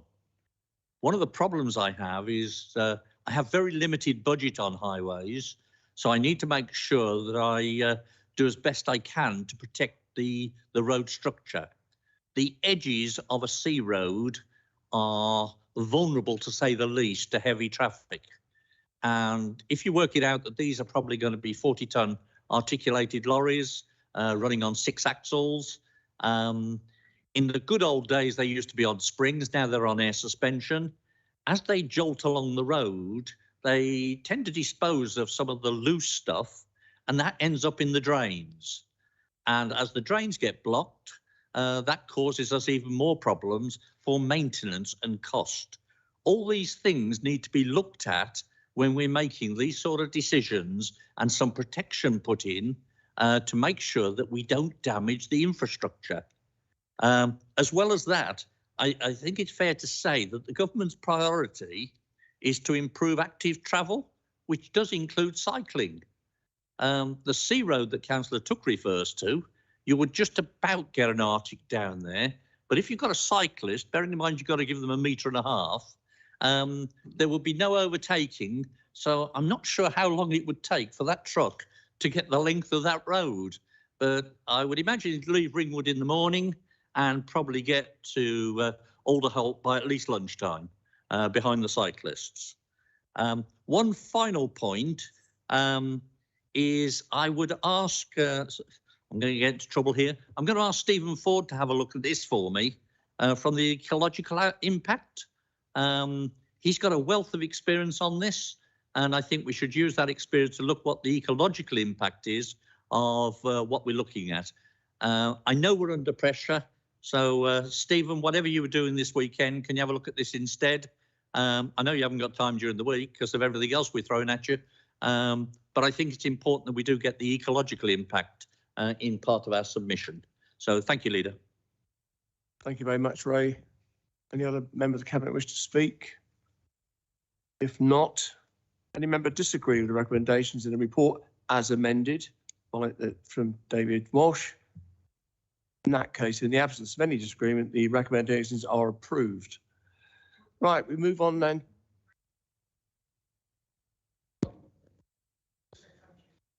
Okay, thank you very much, David. I just want to say thank you to Ray and to David for the responses.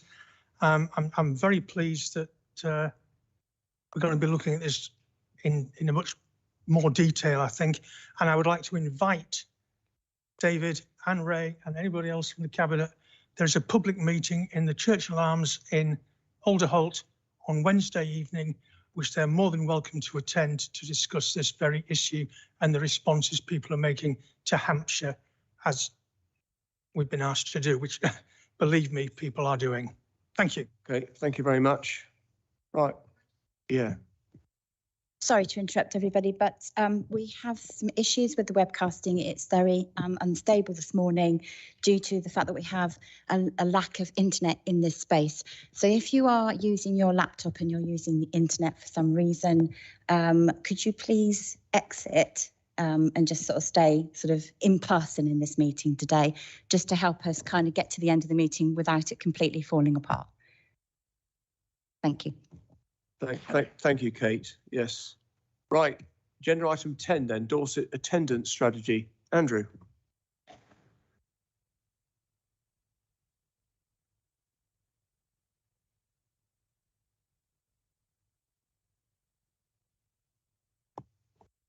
Thank you. Thank you, Leader. As you know, in Dorset Council and in Children's Services in particular, we have a culture of welcoming visitors and allowing ourselves put forward for inspection. And I'm delighted that we have been joined this week by Victoria Franklin, who is a Department for Education Attendance Advisor, who is with us for the week as part of the deep dive piece of work that they're carrying out and is with us in the chamber today. We're also joined by the report's author, Kerry Smith, who I know will be more than happy to take any questions from members. And it is a detailed report, but I would just like to pick up on a couple of things which I think really are worthy of merit in this public forum. The data-rich report does shine the spotlight on the stark realities and outcomes for children and young people with lower levels of school attendance, something we would all wish to address. And it goes on to highlight that a child attendance level of 90% basically means that they miss 1 day a fortnight of school. Over the school year, this will represent 4 weeks of absence. And if this was maintained over a 5-year period, effectively half a school year would have been missed. The result on the loss of learning considerable. But attending school is not just about the academic space. It's also a place for children and young people to develop their relationships with friends, take opportunities to try new things and different activities, an enrichment of their life, for which we should be supportive. I'm also very conscious, and it makes a note in the report, that the most vulnerable pupils are often those with the lower levels of attendance. The research showed that the number of extrafamilial harms rates 90% of young offenders had been persistently absent from school. 83% of knife possession offenders had been persistently absent from school for 1 of the 5 years of the study. Other vulnerable factors had also come into play, and something we should want to highlight. In the Dorset context, the total absence rate improves in Dorset from a high of 5.5 in the academic year of 2017-2018 to 4.9 in 2018-19. Its current rate is showing at 4.57. But I'm sure Cabinet will want to understand the context in locality, and I'm very pleased that the report does break down the actions and focus that will take part in each of the localities that we have across Dorset. And of course, I know Councillor Suttle would wish for me to focus on the financial implications of such a strategy, and I can confirm that the attendance strategy will be delivered using the current resources from the Children's Service budget. It is a new requirement for DfE that we place responsibility on local authorities for this budget. Chairman, very happy to take any questions from members or Cabinet, but I do move for this policy to be adopted. Andrew, can I seek a seconder, please?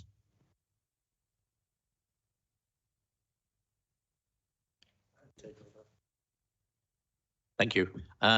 Yes, Leader, I'm very happy to second this, because I do feel that any interruption of children's education at the moment, be it through either activities outside of their control or activities within their control, is dangerous for the future, not just of the children, but of this country.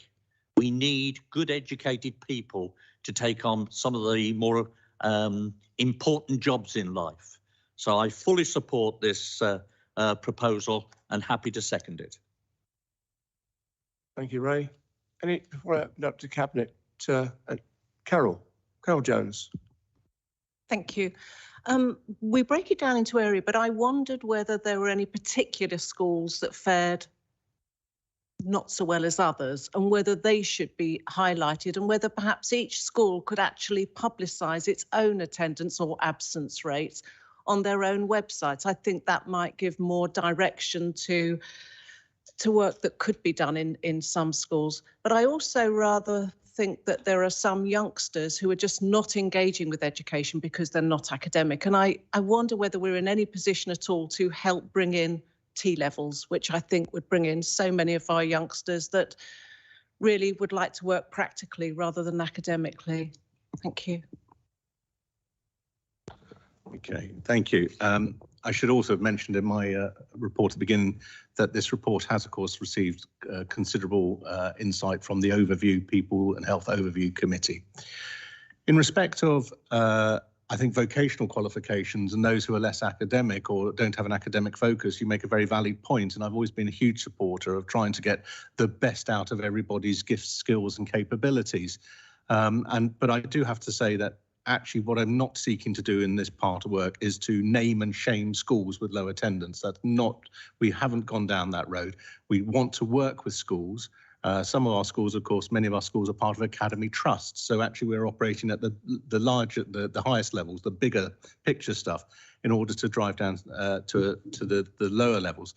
But we do have a school improvement team. We do have attendance officers as part of the school network and the virtual school responsibilities. If we have to have difficult conversations with a particular school or their leadership team, we're not afraid to have those. And of course, I know that, you know, the first thing that the likes of Ofsted and others will look at when they are inspecting our schools, and they are active in inspecting our schools as we currently speak. Certainly things like levels of school attendance will be challenged, and also the culture inside those schools, that they are a welcoming and inclusive environment, because that is what we expect for our children and young. Teresa? Thank you. Thank you for your question, Councillor Jones. So I think it is part of our partnership with school. We want to, through our Dorset Education Board, really make sure that the mantra of attendance is everybody's issue. It is really, really well felt. And I think we are having some of those difficult conversations with some schools where we need to have them. But we also think that actually we need to understand that attendance is obviously a very complicated matter. Sometimes it's about the environment of school, sometimes it's about the home situation, sometimes it's about a mixture of both. And so we need to be really thoughtful together about how we make sure we change that condition for that child. I mean, we know that for some of our communities, some of our staff lean in so far that they're on the doorstep every morning to help those children get to school. That's our commitment. That's where we want to see the potential for our staff to be supporting and helping. And we also have some great commitment from some of our heads, and we want to see that everywhere. T-levels already coming online in some of our schools. Keen to see that roll out further where that's right for our children. We know we've got a wonderful population of children and young people, and we want to maximise all of their skills. Thank you. Thank you very much, Teresa. So I've got the sun in my eyes here. I can already see a thing. Anybody else? Non-executive? No, don't see anyone. Yes, Paul Kimber. Thank you, Chair, fellow councillors. I just wondered, is this mainly a Dorset issue, or when we look at the net throughout nationally, that we have really being shown up because of this, or is this much more of a national issue? Thank you. Well, the wonderful thing about Dorset is the actual commitment from our schools to engage with us and have a really positive culture for bringing children into that classroom space. So, but we do accept, for the reasons that the exec directors and others have mentioned, and it is contained in the report, there is a very complex case. It isn't simply the case of the issues with the school or the issues with the child or the issues in their home. Very often it's a combination of factors. Now, we have our role to play in that, but so do our partners in health, so do our partners in the school system.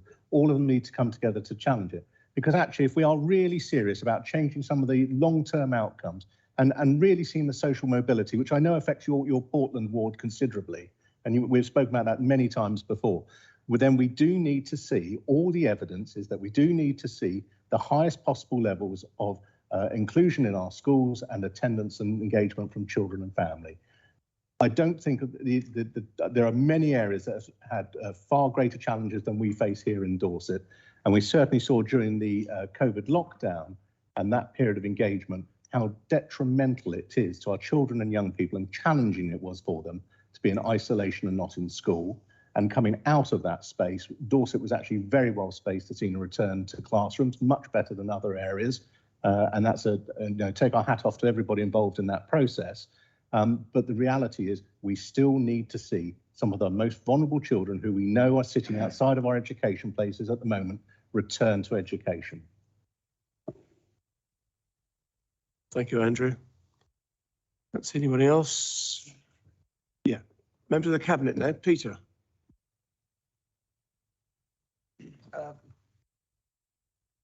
Andrew, I may have missed it, so if I haven't, I apologise.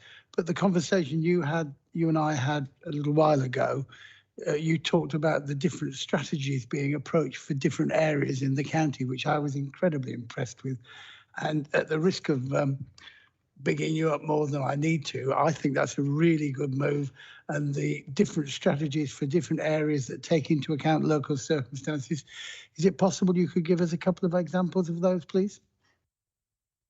Thank you, and delighted to shine a spotlight on that.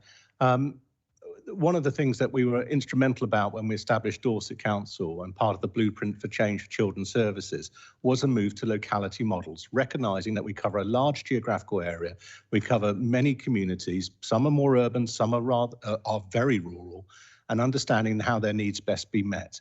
And in this context, this certainly is highlighted. But one of the things the report makes quite stark is that actually some of those who are most vulnerable, those that we know are on free school meals, and those who are on free school meals with other social deprivation factors are the ones that are most likely to be seeing some of the poorest outcomes. And we want to challenge that. We're very clear about it. So in the Chesil area, for example, in the Chesil locality, where we do have a higher number of children who are eligible for free school meals, we also see some of the challenges around the higher levels of non-inclusion in the schools, and we are setting about dealing with that. Perhaps in other areas there will be other factors. It may be that we can gain a greater input from the local alliance groups, and that's also highlighted in the report.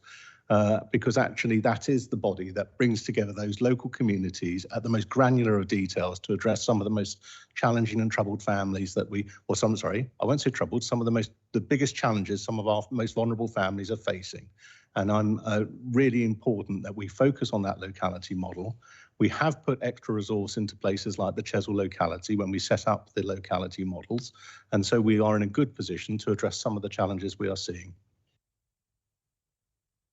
Thank you very much, Andrew. I don't see anybody else. Anybody else in the Cabinet? If not, I'll remind you of the recommendation, which is to approve the attendance strategy and associated plan. Does any member disagree with the recommendations? In that case, in the absence of any disagreement, the recommendations are approved. We now move on to agenda item 12, which is the Dorset Council plan priorities. As you know, we do a verbal update. Each cabinet would pick a couple of, one or sometimes two of the 10 commitments that we've made. And this morning we've got one on, I've got to get this right, Ray, environment, where I find it now, natural environment and ecology. Ray's going to give us a brief update. Thank you, Leader. I'm not sure about the word brief. I'm not due anywhere till 2 o'clock, so hopefully you'll bear with me. Members, Cabinet, you'll remember the comprehensive report was provided in June last year on the progress that was being made against one of this council's key priorities, protecting our natural environment, climate and ecology. It was the first in a series of updates that we've given since the council plan priorities were set at Cabinet. I hope that Cabinet will agree that the overall achievement on reducing the council's emissions by 26% from 2019 shows some great progress. And I remain committed to ensuring that we do our utmost to continue on the correct trajectory to become a net zero council by 2040, and I keep adding these words, or earlier. While the next comprehensive update will be later this year, I wanted to bring to your attention the progress that has been made on key areas of our programme, which is the work that we have done with Salex. In 2021, we secured 19 million from government. It sounds a familiar number, levelling up as well. Yeah, aren't we doing well, fighting above our weight? We secured 19 million from the government to reduce the carbon footprint of council-owned buildings. With this money, we've installed energy-saving features at over 200 sites, including libraries, schools, country parks, care homes, leisure centres, and community hubs. I've visited some of these sites and I really am impressed with the work the team have done. The team is mainly property and assets, so I take my hat off to Tony and his team for the work they've done in making sure we got the bulk of this out. It wasn't easy spending 19 million when you couldn't get supplies and Labour was in lockdown. But I think it's important that we keep our focus on what we've achieved and what we need to achieve. As energy prices continue to rise, these measures are expected to reduce these increases. Unfortunately, it doesn't reduce the bill, but it has slowed the increases down by around £1 million a year. As one of the largest schemes in England, I think it's been a magnificent achievement and one that will make a huge contribution toward our environmental and climate ambitions. I want to make sure that we continue to build on this legacy moving forward, working with government and partners to reach our shared ambitions. I'd like to let Cabinet know that we're in the final drafts of the new and updated natural environment and ecological strategy. That is going to overview in a few weeks' time. It covers a refresh from 2023 to 2025. Some absolutely fabulous work has been done on this by one of our newer employees who joined us recently. I'm sure when Cabinet get to look at this, they'll be quite impressed with A, what we've achieved, but also what we're planning to achieve. I won't take up until 2 o'clock, so I'm going to cut it a little bit short by just saying very proud of the work we're doing. It's moving very much in the right direction. And I've got to say thank you to the Cabinet. Thank you to my fellow members for their support. But most of all, thank you to the officers who make this happen for us. Thank you, Leader. Thank you, Ray. Put the date in the diary. Ray Bryan kept to a tight script. Well done. Really impressed with that. Right. No. I don't accept praise and encouragement to say any more. Thank you very much. Tony Ferrari, Assets and Property. Thank you, Leader. I thought it would be a useful opportunity to talk about a very large sum of money given to us by central government and the great purposes we bring it forward with. And I wasn't talking about levelling up. What's been lost in the recent celebration of that award was that we got another one about a couple of weeks just before that. We got £6 million from central government from their Shared Prosperity Fund, which is effectively the UK government's replacement of lots of European funding out into the local government sector. We used to get almost nothing from Europe. We've got £6 million from Shared Prosperity Fund. That will be used for improving skills in Dorset. There's an adult numeracy component to it and a number of other things like that. So I came along to celebrate that one. And then it got dwarfed by, we got 19 million for levelling up. So if I could briefly celebrate that one. And then add that onto the back of, we're just delivering the last of Ray's decarbonisation agenda, which was another 19 million that we won. And earlier in the year, we won £100 million, not one, we were allocated £100 million for flood relief schemes in and around Weymouth. I find it hard to imagine there is almost anywhere in the country that is getting a larger sum of government investment per head of population than we are. I think it's a fantastic job by everybody who's involved in that process. Everybody thanks the officers. They're doing a really great job. It is fantastic, both what they're winning and what they're delivering. But we shouldn't forget the other people. They get a lot of stick for it, but we've got some really good representation in Westminster from us. Richard Drax in particular on the Levelling Up Fund has done some really good jobs. He had two meetings with the now Prime Minister, but he was the Chancellor at that point, particularly to support our Levelling Up bid. So we need to thank those people too. And I think the people of Dorset will gradually become increasingly grateful when they see the delivery from all these projects. So thank you for all of that. Thank you, Tony. Ray. Wow, I forgot a rather important announcement. I knew it was going to take me till 2 o'clock. For those that don't know, this Wednesday, I've been invited down to the Transport Select Committee to put forward our case for rural transport. Again, this fits in with our decarb programme. In fact, greatly fits in, because the more people we can get to use public transport, etc., the less cars we have on the road. So I'm with the Transport Select Committee on Wednesday. I'm the only councillor that's going to be there from anywhere in the UK. So again, it just highlights the fact that we are getting noticed in Westminster, and long may that continue. But I just thought I'd let everybody know. Thank you very much, Ray. You want to tune in and watch Ray's performance if you get a chance.